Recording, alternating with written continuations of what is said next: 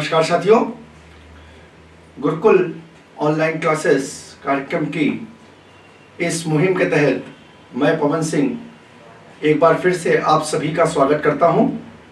आशा करता हूं कि आप सभी अपने अपने घरों में स्वस्थ एवं कुशल होंगे और अपनी पढ़ाई को निरंतर बनाए रखे हुए होंगे। आइए साथियों, आज की अपनी चर्चा को हम प्रारंभ करते हैं। अपनी अंतिम चर्चा के दौरान हम लोगों ने अलंकार के तहत रूपक अलंकार का अध्ययन पूर्ण कर लिया था। तो आज की अपनी चर्चा हम उसी के आगे से प्रारंभ करते हैं। रूपक अलंकार के बाद अर्थालंकार में एक महत्वपूर्ण भेद उत्प्रेक्षा अलंकार का होता है। पेपर में जब हम लोग प्रश्नों को देखते हैं तो जो प्रश्नों की वरीयता होती है उसमें अलंकारों के अंतर्गत उत्प्रेक्षा अलंकार के क्वेश्चन बहुत अधिक संख्या में पूछे जाते हैं। जिस दृष्टिकोण से यह उत्प्रेक्षा अलंकार का जो टॉपिक है यह बहुत ही अधिक महत्वपूर्ण हो जाता है। तो आइए साथियों, हम लोग देखते हैं कि कैसे किसी दिए गए काव्य में उत्प्रेक्षा अलंकार होता है। तो इसकी चर्चा हम इसकी परिभाषा से प्रारंभ करते हैं। देखते हैं उत्प्रेक्षा अलंकार की परिभाषा क्या कहती है। तो उत्प्रेक्षा अलंकार की परिभाषा कहती है कि जब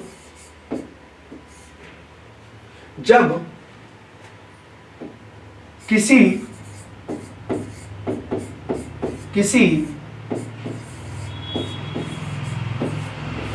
दिए गए काव्य में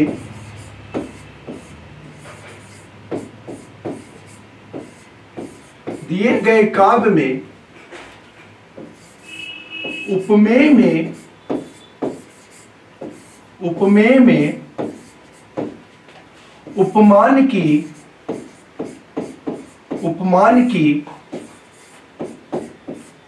संभावना प्रकट की जाए। उपमेय में उपमान की संभावना प्रकट की जाए। तो जो हमारा दिया हुआ काव्य होता है, उस दिए गए काव्य में हमारा कौन सा उत्प्रेक्षा अलंकार होता है। देखिए यहां सबसे महत्वपूर्ण शब्द क्या है, यहां सबसे महत्वपूर्ण शब्द है संभावना प्रकट की जाए। संभावना प्रकट करने का मतलब होता है कि ऐसा माना जाए कि उपमेय में क्या है, उपमान जो है वो उपस्थित है।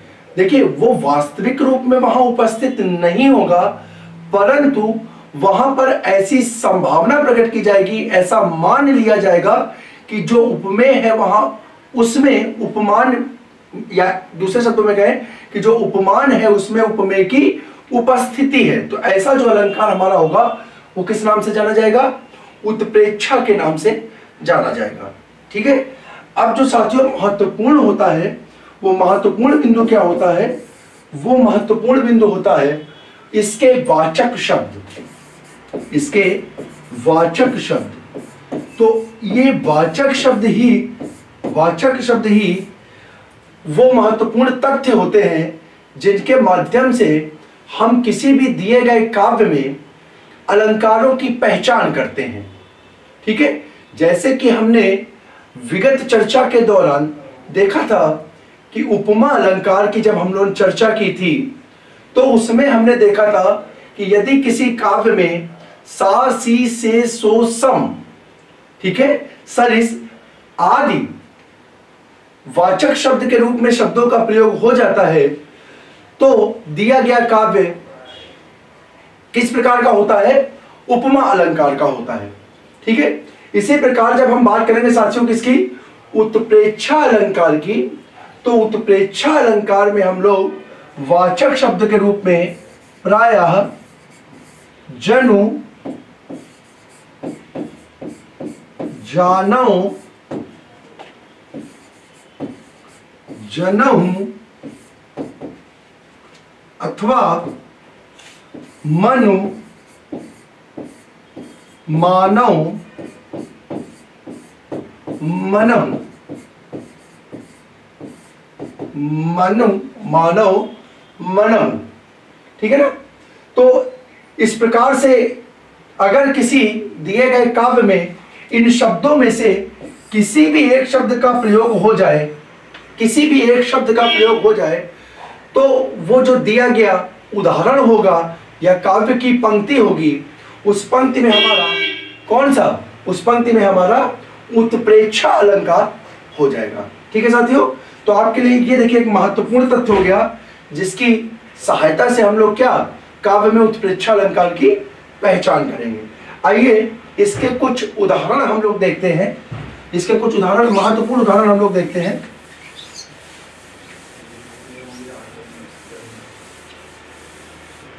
ठीक है।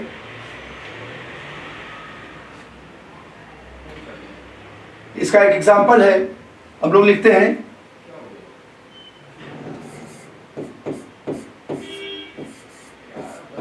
सोहत ओढ़े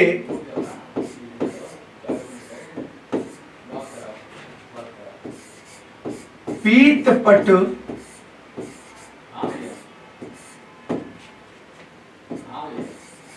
श्याम सलोने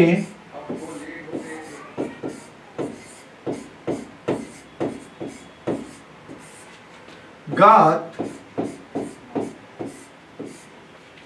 सोहत ओढ़े पीत पट श्याम सलोने गात, मनहु नीलमणि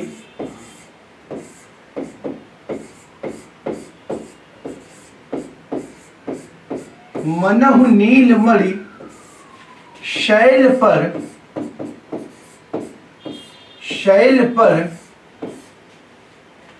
आतप पर्यो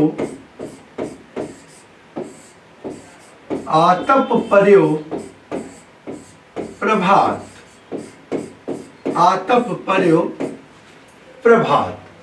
ठीक है ना।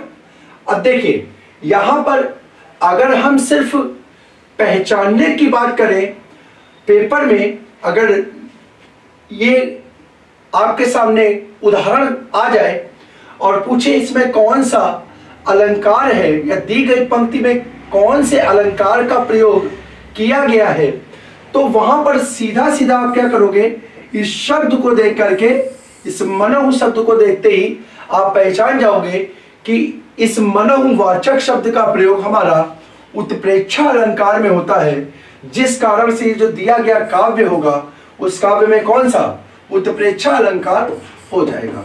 अब देखिए यहां पे इसको हम समझने का प्रयास करते हैं, इसकी व्याख्या के माध्यम से समझते हैं। यहां पे क्या कह रहा है, सोहत ओढ़े पीत पट श्याम सलोने गात, है ना।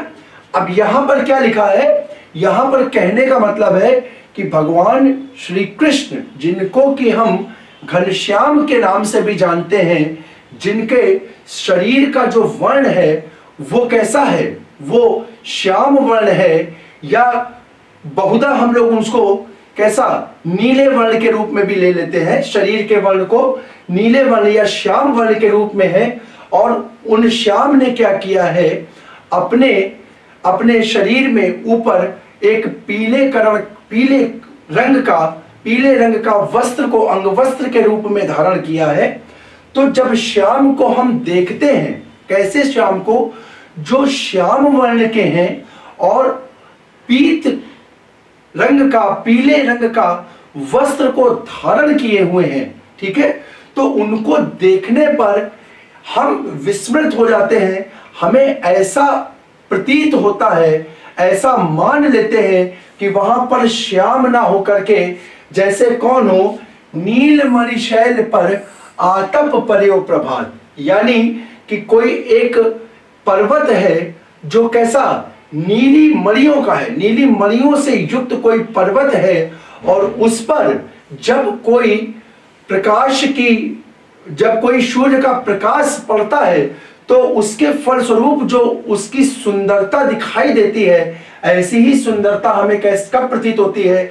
जब हम श्याम को देखते हैं, जब हम कृष्ण को देखते हैं पीला वस्त्र धारण किए हुए, पीले वस्त्र धारण किए हुए। तो यहाँ पे देखिए, यहाँ पर क्या हो रहा है, यहाँ पर श्याम मतलब पीले वस्त्र ओढ़ करके जो मुरली मनोहर या श्याम या कृष्ण खड़े हैं, उनको हम मान कैसा ले रहे हैं? उनको हम किसी पर्वत पर सूर्य के प्रकाश के पड़ने के फलस्वरूप जो उसका आभा होती है, जो उसकी सुंदरता होती है, उस सुंदरता के स्वरूप यहाँ पे क्या कर रहे हैं? उसको मान ले रहे हैं, उसको समझ ले रहे हैं, जिस कारण से यहाँ पर क्या हो जा रहा है? उत्प्रेक्षा अलंकार हो जा रहा है, उत्प्रेक्षा अलंकार हो जा रहा है। ठीक है साथियों, ऐसे अन्य अनेक एग्जाम्पल हैं। यहाँ पे आपको एक पॉइंट में लिखवा दूं, इस पॉइंट को आप विशेष तथ्य के रूप में याद कर लें। ठीक है, गोस्वामी तुलसीदास जिन्होंने रामचरितमानस की रचना की है, रामचरितमानस की रचना की है, उन्होंने अपनी पुस्तक में उत्प्रेक्षा अलंकारों का अत्यधिक प्रयोग किया है, बहुत अधिक उत्प्रेक्षा अलंकारों का उन्होंने प्रयोग किया है, जिस कारण से गोस्वामी जी को, ये एक महत्वपूर्ण बिंदु है, आपसे साहित्य के प्रश्न के अंतर्गत भी पूछा जा सकता है कि उत्प्रेक्षा अलंकार का बादशाह अथवा सम्राट, ठीक है, उत्प्रेक्षा अलंकार का बादशाह अथवा सम्राट किसे कहते हैं? तो उसका आंसर हो जाएगा साथियों, गोस्वामी तुलसीदास को। गोस्वामी तुलसीदास जी को उत्प्रेक्षा अलंकार का बादशाह और सम्राट की हिंदी साहित्य में उपमा दी गई। ये एक महत्वपूर्ण प्रश्न है, इसको आप लोग नोट कर लेंगे, उत्प्रेक्षा अलंकार का। इसी प्रकार से यहाँ पे एक प्रश्न और नोट कर लीजिए, यहाँ पर हमने आपको अनुप्रास अलंकार पढ़ाया था, हमने आपको रूपक अलंकार पढ़ाया था। साथियों देखिए, इसीलिए गोस्वामी तुलसीदास का हिंदी साहित्य में इतना महत्वपूर्ण स्थान है। उत्प्रेक्षा के साथ साथ अनुप्रास और रूपक अलंकार का सम्राट भी किसको कहा गया है? गोस्वामी तुलसीदास को कहा गया है। यानी इन्होंने अपनी पुस्तकों में किसका? अनुप्रास, रूपक और उत्प्रेक्षा अलंकार का बहुत अत्यधिक मात्रा में प्रयोग किया। वैसे तो इन्होंने लगभग सभी अलंकारों का प्रयोग अपनी रचनाओं में किया है, लेकिन मुख्य रूप से अगर हम चर्चा करें तो ये 3 अलंकार गोस्वामी जी को बहुत प्रिय थे, जिनका इन्होंने भरपूर मात्रा में प्रयोग किया, जिस कारण से इन्हें हिंदी साहित्य में उत्प्रेक्षा, अनुप्रास अथवा रूपक अलंकार के सम्राट की उपमा दी गई। एक महत्वपूर्ण तथ्य है, इसको यहीं से हम लोग पढ़ के आगे बढ़ते हैं। ठीक है, जैसे अब देखिए, अनुप्रास अलंकार की यदि हम बात करें, तो गोस्वामी तुलसीदास जी ने जो अपनी रामचरितमानस पुस्तक की रचना की है, वो पूरी की पूरी मूल रूप से दोहा और चौपाई छंदों पे निर्मित है। मुख्य रूप से उनमें जिन छंदों का प्रयोग हुआ है, उसमें दोहा और चौपाई छंद मुख्य है। उनकी उस रचना में लगभग 11,000 छंद हैं। ठीक है साथियों, लगभग 11,000 छंद का प्रयोग गोस्वामी जी ने रामचरितमानस में किया है, जिसमें से लगभग 9,500 छंद जो है वो चौपाई के छंद हैं। और चौपाइयों छंद की हमने आपको जब पढ़ाया था अलंकार, तो उसमें चौपाई छंद के बारे में एक तथ्य लिखवाया था कि चौपाई छंदों में प्रायः कौन सा अनुप्रास पाया जाता है? अंत्य अनुप्रास पाया जाता है। कौन सा अनुप्रास पाया जाता है? अंत्य अनुप्रास, जो कि भेद किसका होता है साथियों? वो भेद किसका होता है? अनुप्रास अलंकार का। तो देखिए, अप्रत्यक्ष रूप से चौपाइयों के प्रयोग के कारण वहां पे किस अलंकार का प्रयोग होता है? अनुप्रास अलंकार का प्रयोग होता है। ठीक है, तो इतने अधिक अनुप्रास अलंकार के प्रयोग के कारण हिंदी साहित्य में गोस्वामी जी को कौन सी उपमा दी गई? अनुप्रास। कोई भी चौपाई आप देख लीजिए, कोई भी मानस की चौपाई, चाहे दीन दयाल विरधु संभारी, हरहु नाथ मम संकट भारी, मंगल भवन अमंगल हारी, द्रवहु सुदशरथ अजिर बिहारी। देखिए सबके अंतिम वर्णों में क्या आ रही है, सबके अंतिम वर्णों में क्या आ रही है, समानता आ रही है, जिस कारण से प्रत्येक प्रत्येक जो छंद है उसमें कौन सा, उसमें अनुप्रास अलंकार के अंत्य अनुप्रास का प्रयोग हो रहा है। ठीक है, तो इस प्रकार से गोस्वामी तुलसीदास के अन्यत्र बहुत से उत्प्रेक्षा अलंकार की, चलिए अभी हम लोग चर्चा कर रहे हैं उत्प्रेक्षा अलंकार की। तो वहां पे देखिए सुंदरकांड के प्रारंभ में, सुंदरकांड के प्रारंभ में गोस्वामी तुलसीदास जो है हनुमान जी की विशेषता करते हुए लिखते हैं,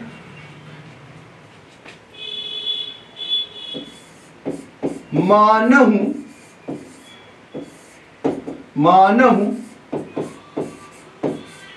अपर गिरिन कर राजा।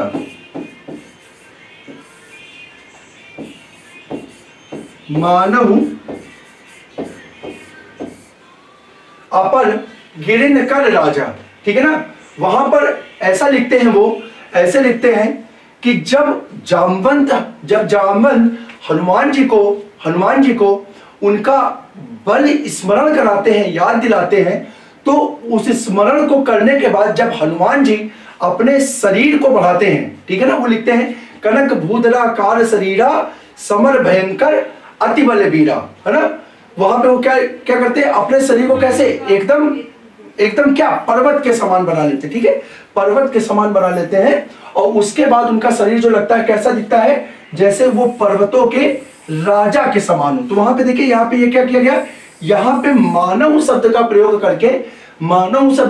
करके वहां पे क्या दिखाने का प्रयास किया गया, वहां पे दिखाना संभावना प्रकट करने का प्रयास किया गया। संभावना प्रकट की गई कि जो हनुमान जी का शरीर है वो कैसे, उसमें कैसी संभावना हो गई, पर्वतों के राजा के समान संभावना प्रतीत हो गई, पर्वतों के राजा के समान संभावना दिखने लगी। तो इस कारण यहाँ पे कौन सा उत्प्रेक्षा अलंकार हो जाएगा, कौन सा हो जाएगा, उत्प्रेक्षा अलंकार हो जाएगा। इसी प्रकार से एक बहुत ही चर्चित एग्जाम्पल है, बहुत ही चर्चित उदाहरण है, जिसमें हम लोग क्या कहते हैं, हम देखते हैं वो लिखता है उस काल मारे, वो लिखते हैं उस काल मारे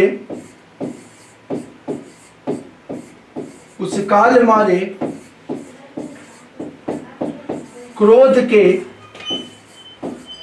के तन कांपने उसका लगा, तन कांपने उसका लगा, मानो हवा के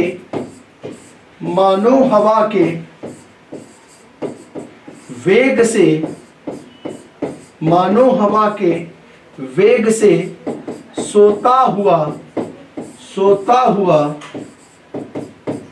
सागर उठा, सोता हुआ सागर उठा। ठीक है, तो इस एग्जांपल में देखिए, अगर आपसे पूछा जाए तो यहां पे सिर्फ और सिर्फ क्या, यहां पे सिर्फ और सिर्फ इस शब्द को, इस वाचक शब्द को देख करके आप यहां पर पहचान लेंगे कि इस दिए गए पंक्ति में कौन सा अलंकार हमारा उत्प्रेक्षा अलंकार हो जाएगा। तो साथियों, आशा करता हूं कि उत्प्रेक्षा अलंकार आपको ठीक प्रकार से समझ में आ गया होगा, और इससे संबंधित अब जो भी उदाहरण होंगे उनको आप आसानी से पहचान सकेंगे। तो आइए उत्प्रेक्षा अलंकार को यहाँ पे विराम दे करके हम अन्य अलंकारों पे अपनी चर्चा को प्रारंभ करते हैं।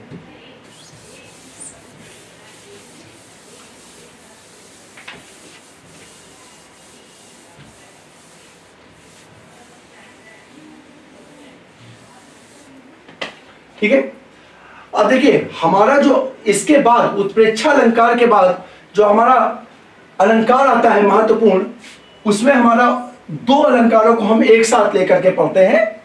एक अलंकार हमारा होता है भ्रांतिमान, एक होता है भ्रांतिमान, और दूसरा होता है संदेह। भ्रांतिमान और संदेह, देखिए इसको हम लोग साथ में क्यों पढ़ रहे हैं, उसका कारण हम आपके सामने रखते हैं। पहले तो हम इन दोनों शब्दों को अगर देखें तो ये दोनों ही शब्द लगभग समानार्थी प्रतीत होते हैं। ठीक है ना, दोनों का अर्थ जो है वो लगभग ऐसा लगता है एक ही होता है। जैसे हम देख रहे हैं भ्रांतिमान अलंकार जो है, तो भ्रांतिमान अलंकार में हमारा क्या होगा, भ्रांतिमान अलंकार में भ्रम की स्थिति उत्पन्न हो रही होगी। ठीक है, क्या हो रही होगी, भ्रम की स्थिति उत्पन्न हो रही होगी। यानी भ्रम की स्थिति में हम बात करेंगे तो भ्रम की स्थिति कहां उत्पन्न होगी, वो भ्रम की स्थिति जो उत्पन्न होगी वो उपमेय और उपमान के मध्य होगी। किसके मध्य होगी, उपमेय और उपमान के। जब हम बात करते हैं संदेह अलंकार की, जब हम चर्चा करते हैं संदेह अलंकार की, तो संदेह अलंकार में भी उसका शाब्दिक अर्थ होता है संदेह। संदेह को हम लोग क्या बोलते हैं, डाउट। संदेह को हम लोग किस नाम से परिभाषित करते हैं, डाउट के नाम से। ठीक है, डाउट का मतलब भी क्या होता है, यानी किसी चीज को लेकर के कोई निर्णय ना ले पाना, किसी चीज को लेकर के कोई निर्णय ना। तो देखिए भ्रम है, भ्रम में भी क्या है, हम उस चीज को समझ नहीं पा रहे, पहचान नहीं पा रहे। दो चीजों के मध्य में, दो व्यक्तियों के मध्य में, दो वस्तुओं के मध्य में हम कोई अंतर नहीं कर पा रहे हैं। और जब हम संदेह की चर्चा कर रहे हैं तो वहां भी लगभग यही चीज आती है कि हम दो व्यक्तियों, वस्तुओं अथवा चीजों के मध्य में अंतर स्पष्ट नहीं कर पाते। तो अब यहां पे प्रश्न ये उठ जाता है कि जब दोनों में ही हम अंतर स्पष्ट नहीं कर पा रहे तो फिर इनको अलग अलग क्यों रखा गया, इन्हें अलग अलग क्यों रखा गया, इसको हम लोग चर्चा करते हैं। तो हम इसको आपके सामने रखने का प्रयास करते हैं। तो साथियों देखिए, जब हम भ्रांतिमान की बात करते हैं या संदेह की बात करते हैं तो दोनों में हम क्या होता है, दोनों में क्या होता है, हम निर्णय नहीं ले पाते। हम बात किसकी करते हैं, निर्णय की बात करते हैं। यानी दोनों में ही हम ये निर्णय नहीं ले पाते कि कौन उपमेय है और कौन उपमान है। यानी हमें अंतर करना होता है, हमें क्या करना होता है, हमें अंतर करना होता है। और अंतर हमें किसके मध्य में करना होता है, उपमेय और उपमान के मध्य में। लेकिन यहां पे क्या होता है कि हम इस स्थिति में नहीं होते कि हम उपमेय और उपमान के मध्य में जो अंतर है उस अंतर को क्या स्पष्ट कर सके, उस अंतर को स्पष्ट कर सके। ठीक है, तो अब यहां पर इसको अलग अलग क्यों रखा गया, तो इसको अलग अलग रखने का कारण समझिए कि जब भ्रांतिमान में होता है तो भ्रांतिमान में भी हम निर्णय नहीं ले पाते, यानी दोनों में अंतर नहीं कर पाते। परंतु यहां पे जो भ्रम होता है, ठीक है ना, यहां पे जो क्या होता है, भ्रम होता है, वो क्या होता है, कुछ समय के लिए ही होता है, कुछ समय के लिए होता है। अब देखिए क्या होगा, जैसे प्रारंभिक तौर पे हमने दो वस्तुओं को देखा, ठीक है, अब हमारे सामने प्रारंभिक रूप से कोई दो वस्तु आई। एक तरीके से हम इसको ऐसे समझ ले, जैसे मान लीजिए हम घर के अंदर प्रवेश हुए और बहुत दूर पर पे कोई दो वस्तुएं रखी हुई हैं। ठीक, अब यहां से हमने देखा तो उन दोनों के बीच में हमें क्या है, भेद स्पष्ट नहीं हुआ, भेद स्पष्ट नहीं हुआ। और भ्रम के कारण हमने उन दोनों को क्या मान लिया, एक ही मान लिया। भ्रम के कारण हम लोगों ने क्या किया, उसको एक ही मान लिया। तो यानी प्रारंभिक रूप से वहां पे क्या हुआ, हम एक निर्णय नहीं ले पाए कि उन दोनों में कौन उपमेय है और कौन उपमान है। यानी दोनों के मध्य हम क्या अंतर को स्पष्ट नहीं कर सके। लेकिन जैसे ही हम आगे गए, जैसे ही हम आगे गए और समीप में पहुंचे, पास में पहुंचे, तो पास में पहुंचते ही क्या हमें उन दोनों के बीच में जो अंतर था वो दिखाई दे गया। और जो उपमेय और उपमान के बीच जो भेद था वो स्पष्ट हो गया। यानी अब हमने उन चीजों को आसानी से पहचान लिया, उन दोनों में क्या किया, जो भेद था उसको स्पष्ट कर लिया। तो इस प्रकार का जो भ्रम होगा वो हमारा किसके अंतर्गत जाएगा, भ्रांतिमान। यानी भ्रांतिमान अलंकार में अब हम चर्चा करें, बताएं तो भ्रांतिमान अलंकार में जो भ्रम की स्थिति होती है वो शाश्वत नहीं होती। शाश्वत का मतलब हमेशा नहीं रहती है, अधिक समय के लिए रहती, बल्कि क्या होती है, कुछ समय के लिए होती है। ठीक है ना। और अंततः क्या होता है, जो वो भ्रम की स्थिति होती है वो समाप्त हो जाती है। यानी अंत में जो भ्रम होता है वो समाप्त हो जाता है, जो प्रारंभिक रूप में हमें प्राप्त होता है। परंतु जब हम संदेह अलंकार की बात करते हैं, किसकी, संदेह अलंकार की बात करते हैं, तो संदेह अलंकार में साथियों क्या होता है कि ये जो भ्रम की स्थिति होती है, ये भ्रम की स्थिति होती है, भ्रम की स्थिति ये समाप्त नहीं होती। भ्रम की स्थिति क्या होती है, समाप्त नहीं होती है ना। तो देखिए इससे हम अंतर करेंगे, इससे हम अंतर करेंगे परिभाषा के रूप में।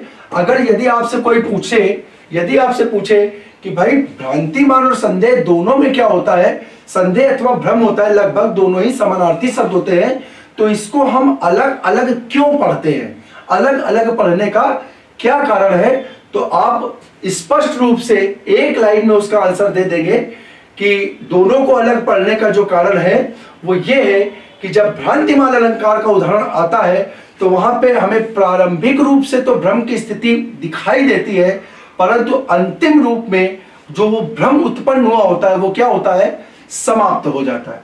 भ्रम क्या होता है, समाप्त हो जाता है। और जब संदेह अलंकार की चर्चा होती है तो संदेह अलंकार में क्या होता है साथियों, संदेह अलंकार में जो भ्रम हमें उपमेय और उपमान के मध्य में या दो वस्तुओं के व्यक्तियों के मध्य में प्राप्त हुआ था, अंत तक वह भ्रम हमारा बना रहता है, यानी वो भ्रम जो होता है हमारा समाप्त नहीं होता है। ये इन दोनों के मध्य महत्वपूर्ण अंतर है, ठीक है ना। यहां पे ये क्या होता है, भ्रम जो होता है भ्रांतिमान अलंकार में कुछ समय के लिए, और यहां पर जो क्या होता है वो हमेशा, मतलब उसकी स्थिति जो होती है वो स्पष्ट नहीं होती है, जिस कारण से यहां संदेह अलंकार होता है। तो आइए अब इसको देखते हैं हम लोग कि किस प्रकार से होता है संदेह। तो सबसे पहले हम लोग इसकी परिभाषा को देख लेते हैं। सबसे पहले हम इसकी परिभाषा को देख लेते हैं। तो भ्रांतिमान अलंकार की जो परिभाषा होती है वो क्या कहती है, एक है भ्रांतिमान और दूसरा साथियों हमारा कौन सा है, संदेह। दूसरा कौन सा है, संदेह। तो जो भ्रांतिमान अलंकार है वो हमारा क्या कहता है, जहां प्रारंभिक स्तर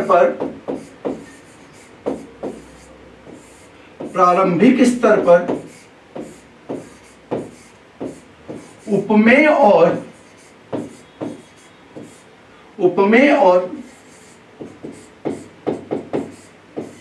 उपमान के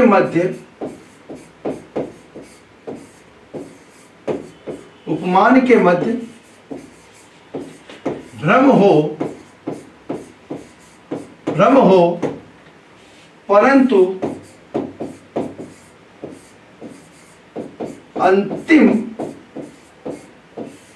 अंतिम या इसको लिख सकते हैं परंतु अंत में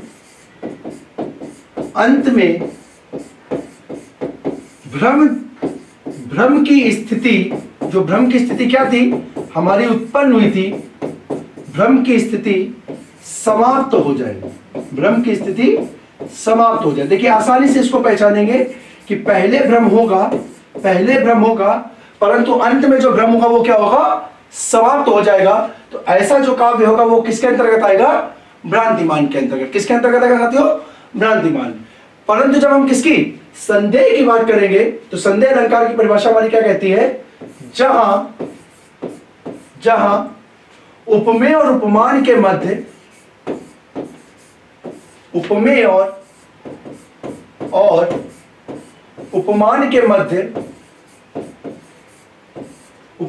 मध्य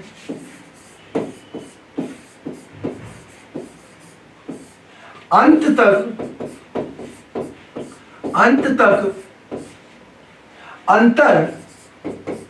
अंतर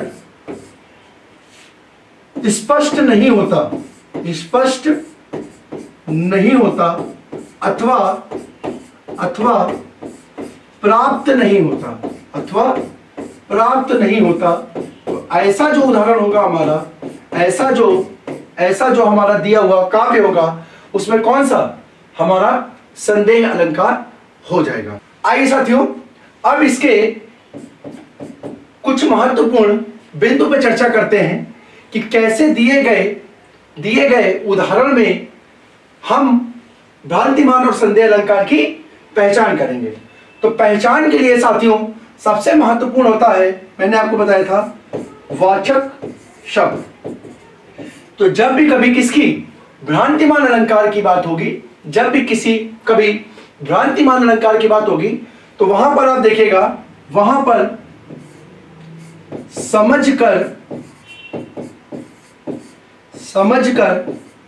सोचकर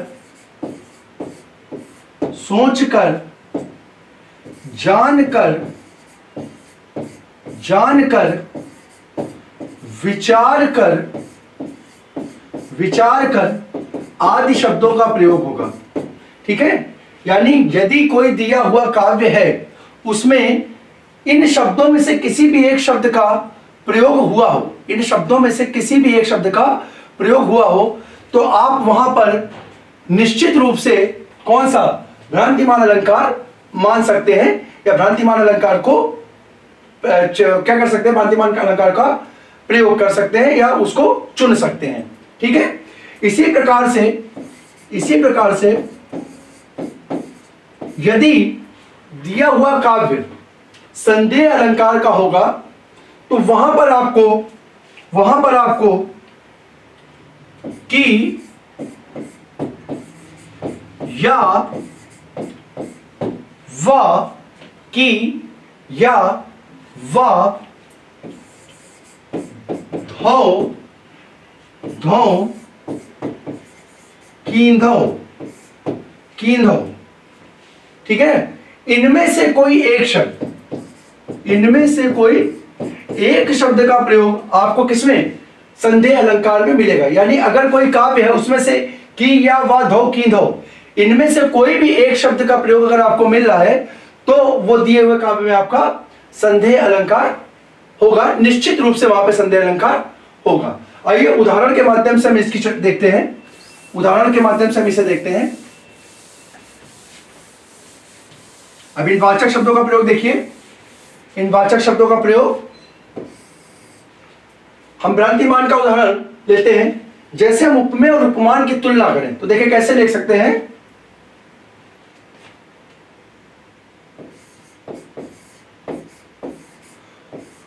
मुख को चंद्र समझकर, अब देखिए यहां क्या हो गया, एक ये उपमेय हो गया, एक ये उपमान हो गया। ठीक है, अब यहां पर हमने क्या लगाया, यहां पर हमने वाचक शब्द क्या लगा दिया, समझकर। अब अगर सिर्फ इतना ही उदाहरण आपको दे दे और पूछे इसमें दिए गए उदाहरण में कौन सा अलंकार है, दिए गए उदाहरण में कौन सा अलंकार है, तो आप स्पष्ट रूप से यहां पे इस वाचक शब्द का प्रयोग देख करके क्या बता देंगे कि समझकर, जानकर, मानकर, विचार कर, सोच कर, ये वाचक शब्द जो होते हैं किसकी, भ्रांतिमान अलंकार की पहचान में प्रयुक्त होते हैं। तो यहां पे इस शब्द का प्रयोग हुआ है जिस कारण से यहां पे कौन सा, भ्रांतिमान अलंकार हो जाएगा। कौन सा, भ्रांतिमान। अब इसी उदाहरण को अगर हम संदेह अलंकार में लिखें तो कैसे लिखेंगे, हम लिखेंगे मुख है या चंद्रमा। ठीक है, अब ये देखिए, ये एक उपमेय, ये एक उपमान, एक उपमेय दूसरा उपमान, और बीच में वाचक शब्द क्या, या, वाचक शब्द क्या, या। तो इस या वाचक शब्द के प्रयोग होने के कारण यहां पर क्या हो गया, यहां पर कौन सा अलंकार हो गया आपका, संदेह अलंकार हो गया। कौन सा, संदेह अलंकार हो गया। आइए कुछ साहित्यिक उदाहरणों के द्वारा हम इसको देखते हैं। बहुत चर्चित एग्जाम्पल है भ्रांतिमान अलंकार का। लिखते हैं, नाक का मोती, नाक का मोती अधर की कांति से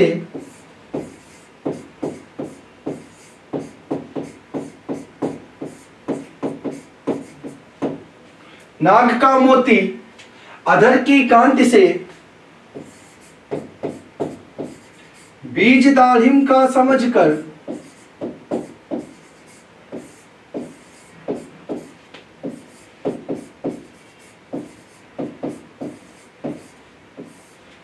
भ्रांति से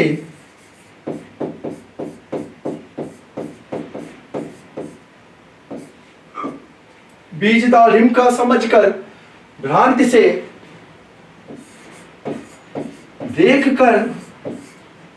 देखकर सहसा हुआ शुक मौन है,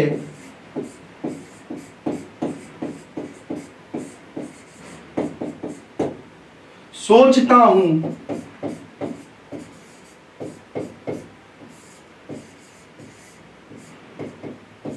अन्य यह शुक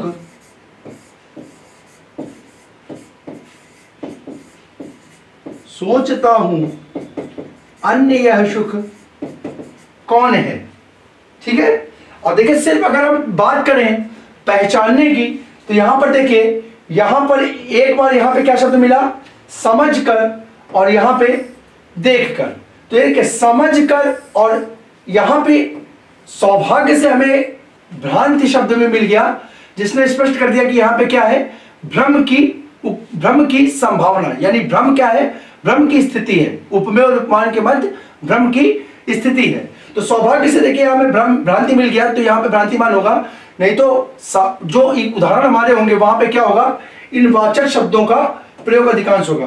तो यहां पे समझ कर को देख करके, समझ करके प्रयोग के कारण हम यहां पे क्या लगा देंगे, यहां पे भ्रांतिमान अलंकार लगा देंगे। अब देखिए यहां पे किस प्रकार से भ्रम की स्थिति उत्पन्न हो रही है।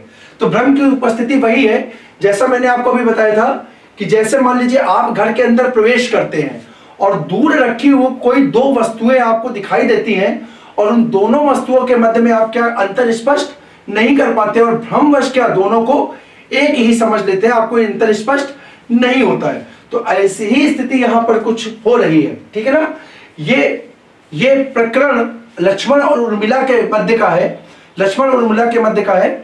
सायंकालीन समय है, सायंकालीन समय पे उर्मिला जो है वो अपने झरोके पे खड़ी हैं, झरोके पे खड़ी है। एक तरफ उनका जो पालतू तोता है वो लटक रहा है, और दूसरी तरफ उर्मिला झरोके से खड़े होकर के सूर्य को निहार रही हैं। ठीक है, सूर्य को निहार रही हैं। तो लक्ष्मण जो है जब वो प्रवेश करते हैं, लक्ष्मण जब प्रवेश करते हैं, तो लक्ष्मण को उर्मिला के चेहरे और तोते के मध्य में भ्रम उत्पन्न हो जाता है। यानी उन्हें ऐसा प्रतीत होता है कि दोनों ही क्या है, दोनों ही उनको तोते के समान दिखाई देते हैं, दोनों ही उनको तोते के समान दिखाई देते हैं। यानी उन दोनों में वो अंतर को स्पष्ट नहीं कर पाते हैं। परंतु जैसे ही वो पास में जाते हैं, जैसे ही वो समीप में जाते हैं, तो उर्मिला का जो चेहरा है उसमें, और वो जो उनका पालतू पक्षी तोता है उसके मध्य में उनको अंतर जो है वो स्पष्ट हो जाता है। इस कारण से यहाँ पर क्या होता है, जो भ्रम की स्थिति होती है वो अंततः क्या होती है, समाप्त हो जाती है। इस कारण से यहाँ पर हमारा कौन सा, यहाँ पे हमारा भ्रांतिमान अलंकार हो जाता है। संदेह अलंकार का साथियों एक बहुचर्चित उदाहरण है जो कि हम लोग बचपन से पढ़ते हैं। क्या वो उदाहरण है कि साड़ी बीच नारी है, साड़ी बीच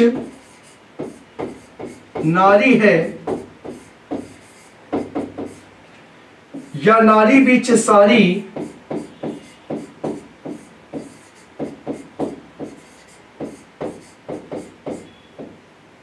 नारी बीच साड़ी, और साड़ी की ही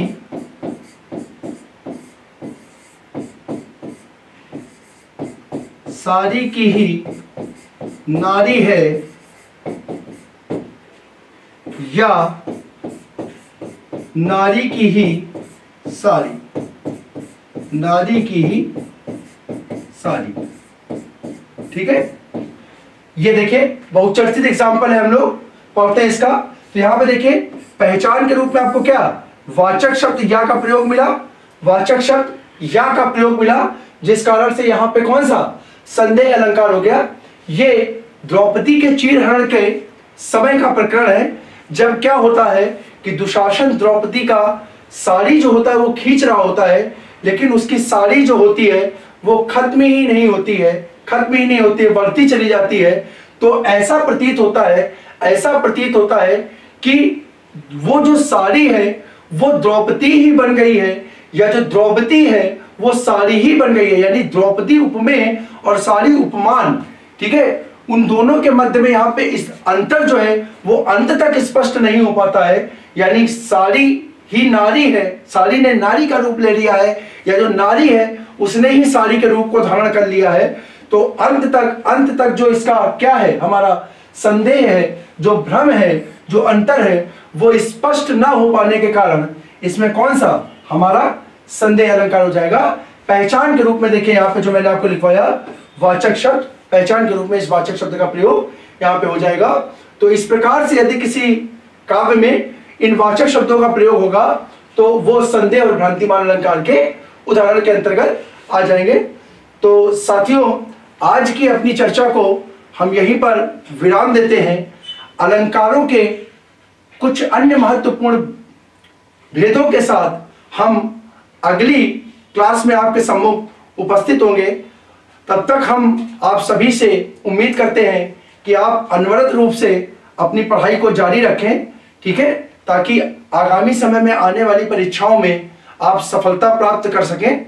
इसी आशा के साथ मैं अपनी आज की कक्षा को विराम देता हूं। सभी को जय हिंद।